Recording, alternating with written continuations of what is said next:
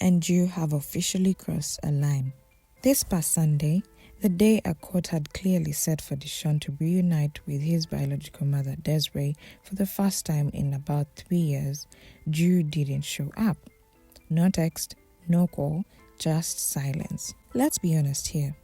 That's a serious violation of a court order. A written, signed, filed court order. And the saddest part, Desiree did everything right. Everything. Let's break this down. The court had a very thoughtful and careful plan laid out. They knew this was a sensitive situation. Deshaun hadn't seen his biological mother, Desiree, for about 3 years. Ripping him away from the only home and the people he knew could have caused trauma. So, the court chose a soft approach, a slow reintroduction. Something that would help Deshaun feel safe and emotionally supported. Instead of joint custody right away, the court ordered weekly visitation in a neutral, calm environment like a local park. These weren't just meetups. They were structured moments meant to help Deshaun and his mother slowly rebuild their bond. The idea was to let Deshaun get used to her presence again, to remember her voice, her face, her love. This was not a casual request. It was a legal court order. Drew was required to follow through. He was expected to help, not hinder, the reunification process. That meant showing up. That meant taking Deshaun to the meeting point. That meant giving the boy a chance to start healing old wounds. But Drew didn't do any of that. Instead of doing the bare minimum, he completely skipped the visitation. No Deshaun, no communication, not even an excuse. He acted like the court order didn't matter. Drew Jenkins, I am so pissed. Today was supposed to be Desiree and Deshaun's visit. It really sounds like things didn't go as planned. Let's watch this clip. Because there's not an ability to have a reunification therapist on board, it is up to Drew to make sure that child feels safe and understands that it's okay and it's a good thing to see his mom. I guess that's not happening. So if there were she is absolutely right in what she's saying. And as a mother who is alienated from her child, I promise you the person who does this and who is putting negative things in his head, he will one day grow up to see the truth and resent that person. Stephanie Jenkins on this app sitting up here saying he's a person and a human and has a choice. He's a freaking child who is impressionable by anything and everything you say. He's probably scared of his mom because of the things that you put into his head. That is flat out freaking wrong. And she has come on this app and said these things. She's posted about them on Facebook. As long as Deshaun is not in danger, then she should do everything in her power to make sure that he has a relationship with his mother, because that is the best for Deshaun, instead of making him feel like he's doing something wrong. This shit has me so mad, you have no idea. By doing that, Drew didn't just break the rules. He stripped Desiree of a deeply meaningful moment, one she had waited years for. A chance to hug her son, to talk to him, to simply be a mom again, even for just a few hours. And that's something you can never get back. What Desiree did to be ready. Desiree didn't just wait around, hoping something would change. She put in the work. She fought for this moment with everything she had. She found stable housing, not just any place, but a safe, clean home where her son would feel welcome and secure. She didn't stop there. She took it further. She created a special room for Deshaun. She painted it, furnished it, and made it look like his space, a place where he could feel like he belonged. She went to every parenting class the court required. She listened, she learned, and she grew. She made sure she wasn't just meeting the legal requirements, but becoming the kind of mother her son deserved. Every court deadline, she met it. Every form, she filled it. Every appointment, she showed up. Meanwhile, Drew was skipping parenting classes. He didn't attend the court-ordered mediation sessions, but Desiree stayed on course. She didn't let his behavior distract her. She kept showing up, doing everything right. So, when the big day finally came, this past Sunday, Desiree was ready. She wasn't just emotionally prepared, she was legally prepared. She was mentally steady. She had done everything the court had asked, and more. But what happened? Nothing. Drew didn't show. No text, no explanation, no Deshaun. He left Desiree standing there, heart full of hope, waiting for a moment that never came. So apparently yesterday, Stephanie's stepson, Drew's son, was supposed to be reunited with his mom, a visitation or something, and they didn't take him. And this isn't like her 15th chance, of this is like her second chance to do it right, and they're alienating him for some reason. I don't know if it's because just to be mean, or if it's because they don't want him talking about what's going on, possibly in the hotel room. I think it's probably a little bit of both, honestly, but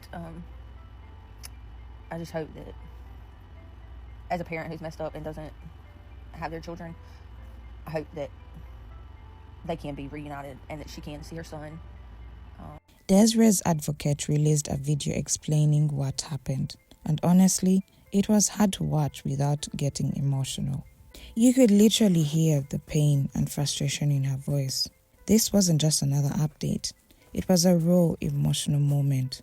She spoke about how hopeful Desiree had been leading up to the day, how she had cleaned the house from top to bottom, how she picked out clothes for Deshaun to wear if he wanted to come back home with her someday, how she even packed snacks just in case he got hungry at the park. She was ready. This reunion was supposed to be a turning point, a fresh start, a slow, gentle beginning to something beautiful, something long overdue. Instead, it turned into a heartbreak yet again. And the worst part? It wasn't because of a mistake. It wasn't weather. It wasn't illness. It was because Drew and Stephanie once again made a deliberate choice to block the process, to push Desiree out, to deny her of the moment she had earned with effort, time, growth, and obedience to the court. This wasn't just a broken promise. It was another stab at Desiree's chance to rebuild her role as a mother, and people are starting to see the pattern. It's not just one misstep. It's a repeated, calculated sabotage coming from the same two people every time. Now, the big question, why? Why did you ignore a court order that was clearly written, signed, and filed? There are a few theories, and none of them paint a good picture. Maybe Drew thinks he's untouchable. This isn't the first time he's played games with the legal system. Remember, Alita's child support case? He was already found in contempt then, and yet nothing serious happened to him. No major consequences. So maybe now he feels bold. Maybe he thinks the system won't hold him accountable no matter what he does. Or maybe it's Stephanie. Let's be honest, Stephanie has always shown an uncomfortable level of obsession with being Deshaun's real man. She posts about him like he's her own flesh and blood. She shares photos, stories, and personal moments like she was the one who carried him for 9 months. It's gotten to a point where she even said in a video that Deshaun should be the one to decide whether he wants a relationship with his biological mother. But let's pause there, because Deshaun is a child, a minor, a young boy who only knows what he's been told. If he's been hearing from Stephanie and Drew that his mom abandoned him, that she's dangerous, or doesn't care, then what else is he supposed to believe? Of course he will be hesitant. Of course he might say he doesn't want to see her. That doesn't make it true. That makes it programming. And that's the heartbreaking part. This kid is being shaped by a narrative around him. A narrative controlled by two adults who seem more focused on keeping Desiree out than doing what's best for Deshaun. So no, it's not Deshaun's fault. He is not the one refusing contact with his mother. He's just reacting to the story he's being told. And until he gets a chance to hear from the other side, to see and feel his mom's love, he'll never get the full picture. And that's exactly what Drew and Stephanie are trying to prevent. What happens next? Normally, Desiree would have to wait until the next scheduled court date on July 10th to report this clear violation. That's more than a month of sitting with the pain, more than a month of hoping the system finally catches up to Drew. But if she can afford a private family attorney sooner, she doesn't have to wait. She can request an emergency hearing and fast-tracking this process. And that's where her GoFundMe comes in. Her advocate shared that they found a very experienced attorney from a reputable firm who is willing to take on the case. This isn't just any lawyer. It's someone backed by a whole legal team who knows how to handle difficult family court cases, especially when it involves repeated contempt of court and parental alienation. But good legal help comes at a price, $245 per hour. To get things moving, to draft motions, appear in court, gather evidence, and formally push for enforcement, Desiree needed to raise around $5,000. And the amazing news? The goal has already been reached. The fundraiser crossed the 5K mark thanks to community support, and donations are still coming in. That means Desiree can officially retain her attorney and begin pushing for accountability immediately. She won't have to wait helplessly until July. She can act now. And if everything goes right, justice might not be delayed. It could be delivered much sooner than anyone expected. What can the court do now? If Drew continues to ignore a court-ordered visitation, the judge might be left with no choice but to bring down serious consequences. And we're not just talking about a slap on the wrist here. We're talking real penalties, fines that hurt, possibly jail time for contempt of court. And yes, even the loss of custody. Drew could actually lose custody completely. The court has every right to give Desiree full custody if it sees that Drew is actively standing in the way of the court's reunification plan. I know everybody's been waiting for an update. Today was supposed to be a really big step. It was a long-awaited moment. The first time Desiree was finally going to reconnect with Deshawn after 3 years. But here's what I don't know that everybody understands. I know a lot of people do. But it's really important that when one parent is doing the work, showing up and ready to heal, it doesn't always mean that the other side is. And this kind of reunification takes more than a court order. I wish there was the ability to have a reunification therapist. So without that, it's going to take cooperation. It takes people around the child setting aside pride and control and actually supporting the process. Desiree is doing everything right, but this isn't a level playing field because she does not have the child in her care. And she's still trying to raise this money to get the attorney.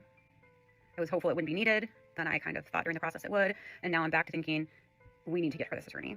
So if you've been watching this story unfold and you're frustrated by this process, this is how you can help. This is the moment, because I really would like to be able to retain that attorney by Tuesday. So don't wait, please. We need to show up now and get this done.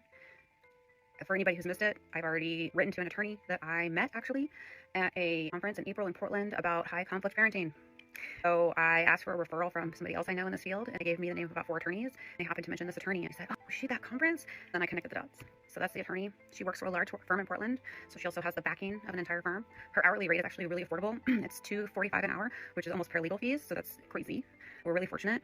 And even though you're paying $2.45 an hour, you do have the support of this entire, everybody's legal experience in the firm you're getting for that amount. So please, let's support the GoFundMe. Let's get it to that $5,000 mark. The link is in my bio. Please donate if you can. Share it if you can. Let's show this mom that she's not alone. I know we have been, but let's keep showing her that, because I assure you she's feeling really heartbroken about this entire process. Especially when you're just so close, right? She's just so close to having him back. And I think having the attorney will make this process go faster, potentially faster than July 10th. I'm going to try to have a consultation as soon as possible this week with the attorney, and then we will know about some strategies and options.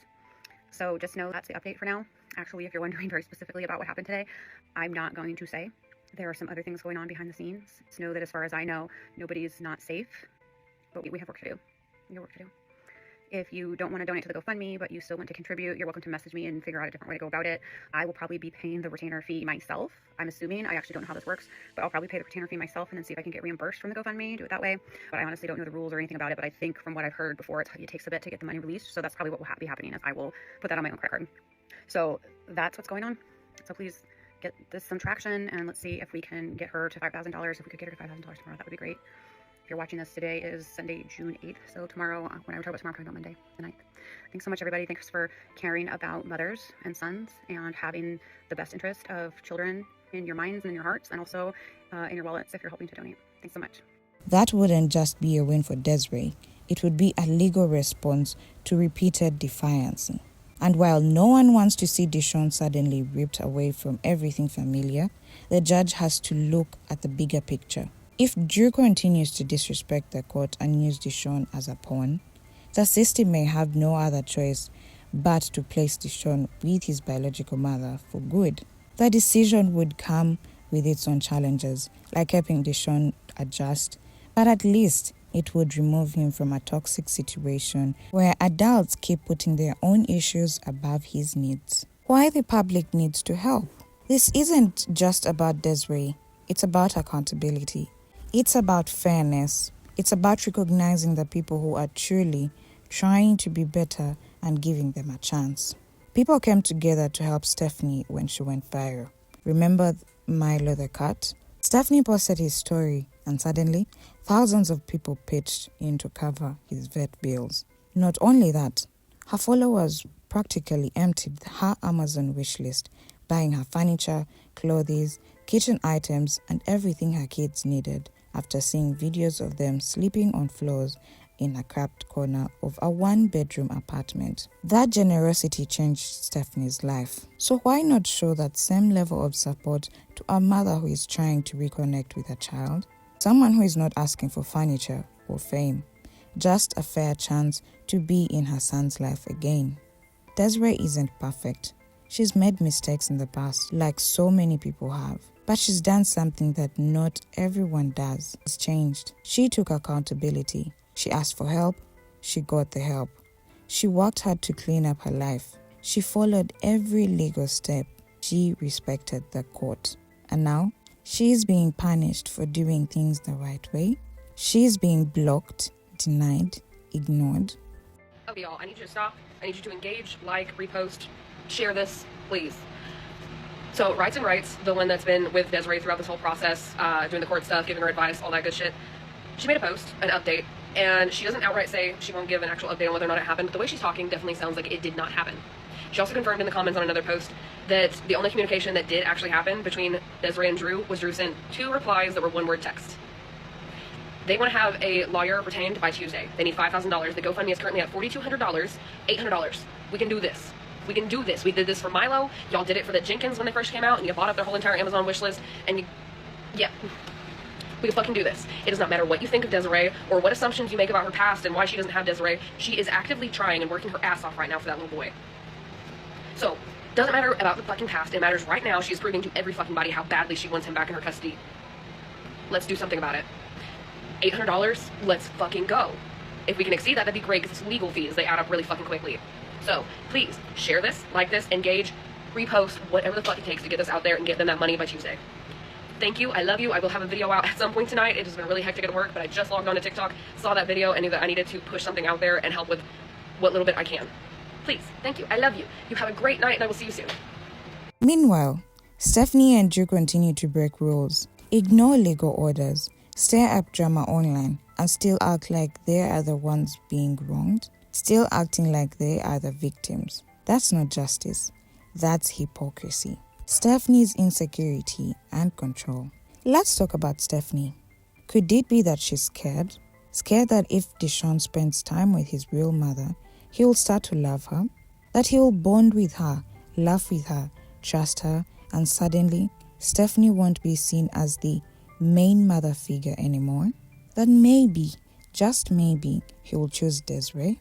Is she also scared that Drew might start looking at his ex in a new light? That the time he spends co-parenting with Desiree might lead to memories or even emotional closeness? Stephanie already struggles with deep insecurities about herself. She's admitted it on live streams. So the idea of Drew reconnecting with his ex, even if it's strictly for parenting, probably feels like a major threat to her.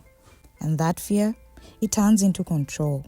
That fear is now influencing decisions that aren't even hers to make. Because, let's be real, this entire situation is not about Deshaun's best interest. If it were, Drew and Stephanie would be following the court orders, supporting Deshaun's relationship with his biological mother, and respecting the plan laid out by professionals who are trained to protect children. But instead, This has turned into a tug of war between adults, a messy power game. Stephanie's fear has morphed into obsession, and Drew is letting his partner's insecurities dictate what happens to his own child. It's no longer about parenting, it's about control, ego, territory, and Deshaun is the one stuck in the middle of it. Stephanie's excuses don't add up. In a video, Stephanie claimed she didn't know anything about the court order that clearly stated she was not allowed to talk about Deshaun on social media. Her excuse? Drew never told her. But let's be real. Even if Drew genuinely failed to pass on the message, it doesn't erase the fact that she did talk about Deshaun. Not once, not in private, but publicly. On live streams, in videos, on posts that reached thousands of people. That's a direct violation, no matter how you spin it. And yet, Stephanie keeps repeating the same line. She trusts Drew. She trusts everything he says. She believes in him fully. But what has blind trust brought her? Nothing but problems. It's pulled her deeper into legal issues. It's put her in direct violation of court orders. It's dragging her name through public scrutiny. By trusting Drew without question, Stephanie hasn't protected herself. She's tied herself to someone who keeps pushing both of them closer to serious legal consequences. And instead of taking responsibility, she keeps acting like it's not her fault because she didn't know. But ignorance isn't a defense when it comes to the law, and certainly not when it comes to a child's well-being. This isn't about them. This case is supposed to be about Deshaun, about his well-being, his emotional safety, his right to know and bond with both of his parents. It's supposed to be about doing what's best for a young boy who didn't ask to be in the middle of any of this. But instead of focusing on him, Drew and Stephanie have made this entire situation about themselves, about control, about power, about their fear of losing influence. They're using Deshaun like a pawn in their own emotional chess game, blocking visitations, spreading narratives, and weaponizing court orders just to hurt Desiree. It's not about protection, it's about ego. It's about feeding the idea that they are the only ones who matter in his life. And that's not parenting, that's not love, that's manipulation. Deshaun deserves better than to be caught in the middle of two adults' insecurities and personal vendettas. He deserves truth, stability, and the chance to build his own relationship with his mother without interference, without guilt, and without being used as leverage in someone else's story. A glimmer of hope. Thankfully, the GoFundMe is doing well, better than many expected. With the generous support of people who believed in second chances and justice, Desiree now has the resources to move forward with strength and confidence. She's no longer stuck waiting or hoping. She can officially retain her attorney, one who knows how to fight for mothers like her, mothers who were once counted out but never gave up. She can now walk back in that courtroom not as someone begging for a chance, but as a woman ready to defend her rights and reclaim her role in her son's life. This is no longer just a personal battle. It's a legal fight. And she's finally equipped to fight back. She's not alone. She has the law on her side. She has people behind her. And most importantly, she has proof that she's done the work and deserves her place in Deshaun's life. And you, if he keeps playing games, if he keeps ignoring court orders, manipulating narratives, and treating Deshaun like property, he might not just lose custody. He could lose all credibility in the eyes of the law. Everything he's clinging to out of control and ego could fall apart. And it would be no one's fault but his. Final thoughts. This situation didn't need to get this far. All Drew had to do was show up. Just follow a court order that was designed to protect everyone involved, especially Deshaun. All he had to do was what any co-parent should be willing to do: allow a child see his mother. But instead, he chose to ignore it. And now, The spotlight is no longer just on Desiree's fight. It's on Drew and Stephanie. It's on every decision they have made to block Deshaun from having a relationship with his mom. And now, the world is watching. Will the court finally step in with real consequences? Will Desiree's consistency, patience, and effort finally pay off? Will Deshaun, this innocent child in the middle of it all, finally get the peace, love, and truth he deserves? This story is far from over. Let me know what you think in the comments. Make sure to like, subscribe, and stay tuned because we're just getting started. And trust me, this isn't the end, not even close.